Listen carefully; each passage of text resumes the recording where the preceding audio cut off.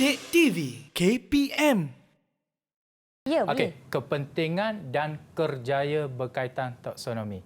Kadang-kadang yang kita belajar tentang organisma ini apa kerjaya yang sesuai dan menarik kan cikgu? Dan menarik atau tidak untuk anak murid kita lah. Kadang-kadang sesetengah kerjaya ni dia tengok minat seseorang lah. Betul. Okey, so yang sebelum tu kita tengok dulu dia punya kepentingannya, di mana taksonomi penting. Sebab apabila terdapat organisma baharu yang ditemui oleh para penyelidik, maka ciri-ciri itu dia akan tengok dan dia baru boleh kelaskan kesesuaiannya. Okey, di mana adakah dia duduk pada Monera, Protista dan sebagainya. Okey, so kepentingannya yang pertama, kita tengok kepentingan memudahkan untuk mempelajari, mengenal pasti serta mengingati suatu organisma. Okey, bila kita tengok organisma ni, okey dia duduk kelompok Monera. Macam mana ciri-cirinya? Okey, contoh dia apa? Senang kita nak kelaskan. Kenapa? Sebabnya satu dunia menggunakan pengelasan yang sama. Universal. Kalau universal. Kalau kita pergi kepada negara luar, mungkin dia kelaskan lain. Negara kita lain kelasnya. Negara luar lain tidak. Jadi bila dijumpai, mungkin dari segi spesies tertentu. Katakan ada harimau. Ya. Harimau kalau kita panggil harimau Malaya, betul? Spesiesnya macam mana rupa. Kalau pergi ke benua tempat-tempat lain, apa rupa dia. Mudahlah begitu. Ya, betul. Itu adalah spesies yang berbeza. Okey, tentunya menunjukkan hubungan antara pelbagai kumpulan organisma. Okey, kumpulan-kumpulan dia lah. Okey, biasanya murid-murid kita dalam satu populasi dia ada beberapa spesies. Spesies burung, apa namanya? Burung helang. Okey, apa lagi? Burung gagak. Burung gagak dia ada spesies-spesies tertentu, ya betul. Dan menunjukkan evolusi organisma daripada kehidupan yang ringkas kepada yang lebih kompleks. Yang ini adalah 3 kepentingan taksonomi dalam sains, apa yang dia belajarlah. Okey. Dan seterusnya kita tengok pada kerjaya. Okey, kebanyakannya bila tanya murid kita, okey, apa yang awak nak jadi akan datang? Macam-macam cita-cita ada. Ya, betul. Okey, tapi kalau belajar yang ni nak jadi apa? Okey, nak jadi apa? Adakah sekadar kita hanya ikut orang je, orang buat tu kita buat itu, orang buat ini kita buat ini, maka kita tonjolkan diri kita nak jadi ketua ataupun ahli saja. So di sini kalau kita tengok di sini, okey, ahli botani.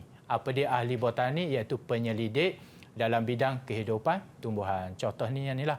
Okey, saintis kita iaitu Robert Brown. Okey, beliau dia kaji spesies-spesies baharu dan juga menjalankan uji kaji untuk mengkaji suatu tumbuhan itu tumbuh dalam keadaan berbeza.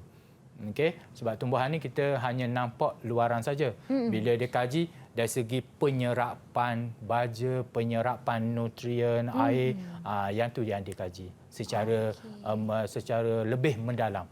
Okey, so antara penemuan dia adalah nukleus serta menamakan kira-kira 2000 spesies tumbuhan baharu. Wah, 2000. Nak hafal, boleh hafal 2000. Tak boleh. Itu pasal kena ada buku. Ya, kena ada buku catatan tu, jumpanya pada tarikh bila, waktunya, gambarannya macam mana. Yang tu yang penting tu. Okey, catatan tu yang penting. Okey, kerjaya yang kedua, ahli zoologi. Okey, nampak zoo depan tu, ZOO. Ya. Bila nampak zoo je, bidang apa? Tahulah Bidang haiwan. Okey, di mana yang ni Al-Jahiz, okey, mereka terlibat dalam penyelidikan, pengurusan dan juga pendidikan haiwan. Dia terangkan bahawa habitat haiwan mempengaruhi kehidupan suatu spesies. Bila kita sebut perkataan habitat, okey, dalam kepala Syafiqah apa kalau kita nak terangkan kepada murid, habitat tu macam mana? Habitat tu lebih kepada tempat semula jadi yang menyediakan makanan, kesesuaian untuk hidup dan keselesaan untuk ada family lah untuk haiwan tersebut. Secara ringkasnya, habitat tu adalah tempat tinggal dia. Tempat tinggal. Bila sebut tempat tinggal, segala sekelilingnya adalah makanan, air dan sebagainya lah yang berkaitan keperluan asas dan juga keperluan-keperluan lain bagi suatu spesies. Betul lah yang Syafiqah beritahu tadi itu secara Terperinci. Terperinci. Okey, beliau mengkaji kira-kira 350 spesies haiwan yang ditulis dalam buku Al-Hayawan. Okey. Di situ kalau kita tengok sini kadang-kadang murid saya sebut Al-Hayawan ke Al-Haiwan, cikgu. Dekat-dekat dah tu kan. Dekat-dekat lebih kurang je tu. Okey, Al-Hayawan. Okey, dan yang ketiga ahli taksonomi. Yang kita belajar taksonomi tadilah. Ahli taksonomi. Okey, yang ni yang tadilah yang buat apa nama dia? Nama saintifik. Pengelasan dia tu. Pengelasan tentang organisma dan klasifikasi yang bersesuaian. Okey. Linnaeus itu merupakan orang yang bertanggungjawab mengelaskan tumbuhan dan haiwan mengikut ciri-cirinya. Okey. Kalau tengok ahli taksonomi, ahli botani ni tak ramai di negara kita kan, cikgu? Betul. Kerana mungkin yang sedia ada tu pun nak ingat pun banyak lagi, dan yang baru pun perlu ada kajian lebih dalam, cikgu. Betul. Kadang-kadang orang kata kerja ni macam tak glamour. Betul.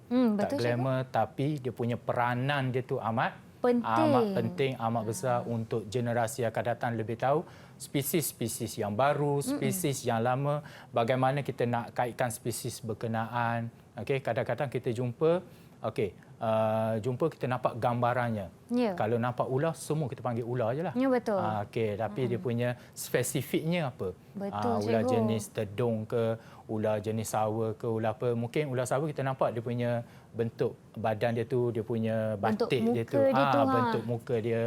Kalau yang ular tedungnya kita tahu dia punya bagaimana reaksi dia.